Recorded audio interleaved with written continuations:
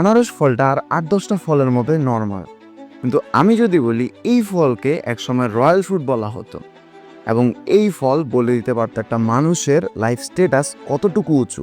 কথাটা শুনতে খুব অদ্ভুত লাগতে পারে, কিন্তু এটাই সত্য। কারণ 1700 সালে পাইনঅ্যাপেল বা আনারস খুব রেয়ার একটা ফল ছিল, যেটা শুধুমাত্র সাউথ আমেরিকা এবং ক্যারিবিয়ান আইল্যান্ডসে পাওয়া যেত। আর তখন কোনো ধরনের রেফ্রিজারেশন সিস্টেম ছিল না, আর এটা আনতে এতটাই কষ্ট হতো যে অনেক আনারস একসাথে পাঠানোর পর যেগুলো ঠিকভাবে পৌঁছাতো সেগুলোকে গোল্ডেন স্ট্যান্ডার্ড দেওয়া হতো। আর ওইসব আনারস royal families and elite class ছাড়া কেউ এফোর্ডও করতে পারতো না। তাই এই আনারস তখন রিচ স্ট্যাটাস সিম্বল হিসেবে ব্যবহার করতো সবাই, যেমনটা এখনকার রিচ পিপলরা গাড়ি ঘড়ি অথবা মোবাইল দিয়ে শো করে। আর অনেকেই তখন বিভিন্ন পার্টিতে নিজেদের স্ট্যাটাস হাই করার জন্য আনারস ভাড়া করত। আর দেখবেন পাইনাপেলের ডিজাইনটা আগের বিভিন্ন ধরনের লাক্সারিয়াস আর্কিটেকচারে ব্যবহার করা হয়েছে, যাতে সেই জায়গাকে একটা রয়্যালটির সিম্বল প্রোভাইড করা যায়।